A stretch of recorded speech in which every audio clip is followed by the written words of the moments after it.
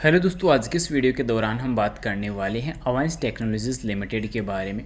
सो gas फिलहाल इस company से रिलेटेड अगर हम बात करें तो इसमें आपको देखने को मिलेगा कि लास्ट टाइम जो हमें 3 रुपये 15 पैसे को हाई देखने को मिला था, 8 अक्टूबर को इसका 3 रुपये 15 पैसे 52 वीक हाई देखने को मिला था। उसके बाद इसमें यहाँ पे 9 अक्टूबर से इसमें गिरावट का दौर स्टार्ट हुआ और बैक टू बैक इसमें गिरावट ही देखने को मिली। सिंगल डे ऐसा देखने को नहीं मिला जहाँ पे रिकवरी देखने को मिली हो या कुछ यहाँ पे गिरावट में कुछ कमी आई हो, वो चीज़ें बिल्कुल भी देखने को नहीं मिली। अब यहाँ पे सवाल ये आते हैं कि कंपनी ऑलरेडी ईएसएम से बाहर जब आ चुकी है तो कंपनी में रिकवरी क्यों नहीं देखने को मिल रही, पहला चीज़ ये रहेगा। दूसरा सवाल ये रहने वाला है कि कंपनी की जो रिकवरी है वो कहाँ तक संभव हो सकती है, क्योंकि अभी के टाइम जहाँ लगातार गिरावट का दौर चल रहा है तो आगे चलकर हमें Q3 के नंबर भी हमें देखने को नज़र आने वाले हैं। और Q3 के अंदर अगर हमें रिकवरी देखने को नहीं मिलती है तो क्या Q3 के पहले जीरो होने की संभावना है या फिर कुछ और बड़ा बदलाव इसमें देखने को मिल सकता है। तो इन सब चीज़ों को कवर करने वाले हैं। पर बता दूँ, बाई सेल के लिए कोई भी रिकमेंडेशन सजेशन नहीं रहने वाली, जानकारी ओनली एजुकेशनल पर्पज़ के लिए रहेगी। सबसे पहले कंपनी के आज की क्लोजिंग अगर देखेंगे तो यहाँ पे 1 रुपये 21 पैसे की क्लोजिंग आज के देखने को मिलेगी। और यहाँ पे देखा जाए तो कंपनी का मार्केट कैप भी 600 करोड़ से गिरकर 239 करोड़ ऑलरेडी आ चुका है। इसका मतलब अभी के टाइम कंपनी के हालात बद से बदतर तो ऑलरेडी हो चुके हैं, गिरावट ऑलरेडी इसमें काफ़ी हद तक हो चुकी है।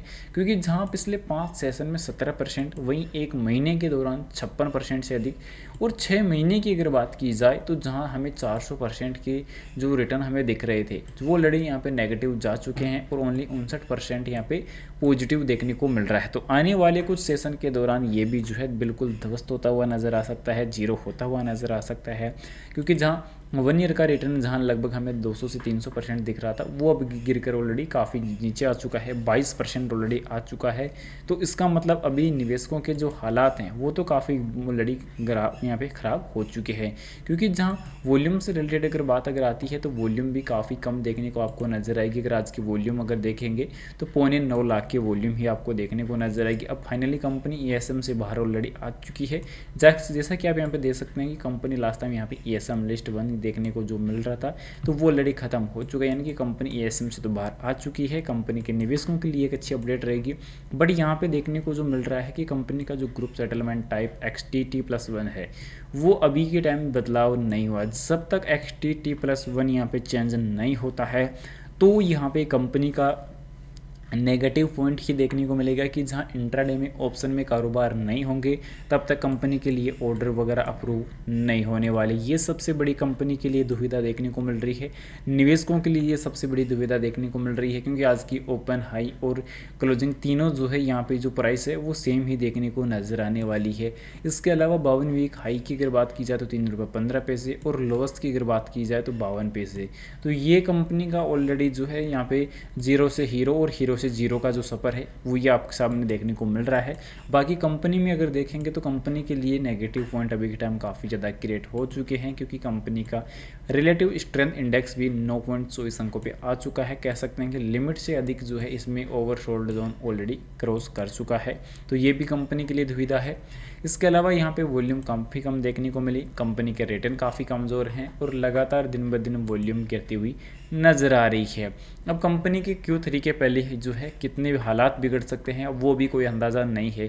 क्योंकि जब कंपनी के नंबर्स के पहले इतने हालात इतने अगर यहाँ पे ख़राब हो सकते हैं तो कंपनी में गिरावट और भी हमें बढ़ती हुई नज़र आ सकती है। अब कह ये नहीं सकता कोई, क्योंकि अभी के टाइम अगर रिकवरी अगर आती है तो कुछ रीजन से इसमें देखने को मिल जाती है।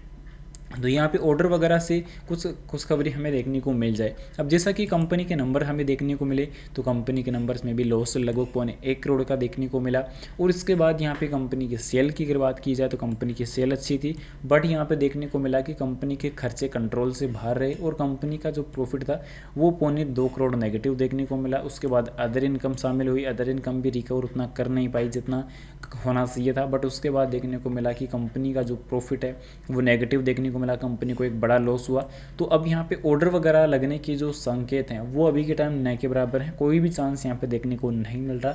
जब तक रिकवरी लौट नहीं आती है तब तक कंपनी के निवेशक यहाँ से इसमें बाहर भी नहीं निकल सकते। क्योंकि ये एक ऐसी दलदल है जहाँ चारों तरफ दलदल ही दलदल है, दूर दूर तक जो है कहीं भी जो है किनारे का रास्ता दिख नहीं रहा है और हालात दिन ब दिन और भी बिगड़ते जा रहे हैं। तो ये दलदल और भी ज़्यादा ख़त्म होती हुई नज़र आ रही है, और भी ज़्यादा गहरी होती हुई नज़र आ रही है, और भी ज़्यादा खतरनाक होती हुई नज़र आ रही है।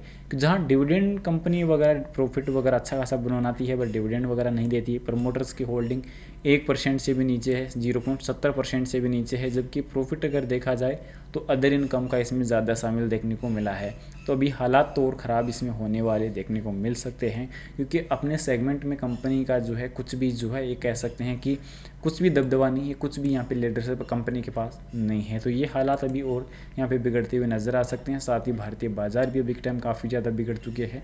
इसके अलावा कंपनी का लास्ट टाइम जो नंबर देखने को मिले तो इसमें रेवेन्यू काफ़ी बेटर देखने को मिला, पर सालाना बेसिस पर अगर देखेंगे तो सालाना बेसिस पर आपको गिरावट देखने को मिलेगी। नेट इनकम में एक भारी भरकम गिरावट देखने को नजर आएगी।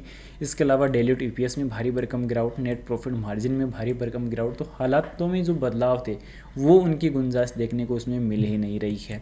तो अभी कितने और बिगड़ सकते हैं इसका कोई चांस नहीं है। कल का सेशन और कैसा जा सकता है कोई चांस नहीं है, क्योंकि अभी बिगड़ने के हालात इसमें बढ़ ही रहे हैं। फिलहाल बता दूं, बाई सेल के लिए कोई भी रिकमेंडेशन सजेशन नहीं रहने वाली, जानकारी ओनली एजुकेशनल पर्पज के लिए रहेगी। इन्वेस्टमेंट करने से पहले अपने फाइनेंशियल एडवाइजर की सलाह जरूर से ले या खुद की रिसर्च जरूर से कर ले। Thanks for watching this my video.